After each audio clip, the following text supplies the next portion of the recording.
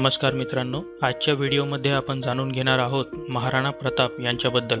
गुहिलोत या राजपूत वंशातील एक अत्यंत पराक्रमी राजा महाराणा प्रताप यांचा जन्म 9 मे 1540 रोजी कुंभलगड येथे झाला। महाराणा प्रताप सिंह यांचे वडील महाराणा उदयसिंह असून त्यांच्या आईचे नाव महाराणी जयवंताबाई असे होते। महाराणा प्रताप हे सिसोदिया कुळातील हिंदू पराक्रमी राजपूत होते। 80 किलोचा भाला, 12 किलोचे कवच, 2 तलवारी असं युद्धातल्या त्यांच्या पेहरावाचं एकूण वजन तब्बल 208 किलो होतं। विश्वास बसणार नाही, पण या वस्तू आजही मेवाड राजघराण्याच्या म्युझियममध्ये ठेवलेल्या आहेत। महाराणा प्रताप यांनी बहलोल खान याच्यावर केलेल्या वाराने त्याचे आणि त्याच्या घोड्याचे 2 तुकडे झाल्याचं इतिहासकार सांगतात। महाराणा प्रताप यांचा राज्याभिषेक 1 मार्च इसवी सन 1572 रोजी झाला।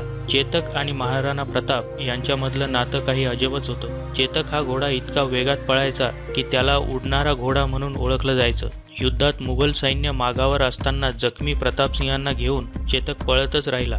अकबर आणि महाराणा प्रताप मधल्या संघर्षाची परिणिती म्हणजे हळदी घाटीचं युद्ध। हे युद्ध होऊ नये आणि महाराणा प्रताप यांनी मोगलांना सामील व्हावे म्हणून अनेकदा त्यांना अकबराकडून आमिष दाखवण्यात आलं। अर्ध्या हिंदुस्थान देण्याचा प्रस्ताव आला, पण महाराणा प्रताप शेवटपर्यंत आपल्या निर्णयावर कायम राहिले। त्यांनी अशी शपथ घेतली होती की जोवर चित्तोड परत मिळवणार नाही तोवर मी जमिनीवर झोपेन आणि अत्यंत साधं अन्न खाऊन दिवस काढेन। चित्तोड अकबराच्या हातून स्वतंत्र करण्याचा प्रयत्न सुरू केला आणि आपले वास्तव्य अकबराच्या सैन्याच्या दृष्टिक्षेपापासून दूर ठिकाणी केले।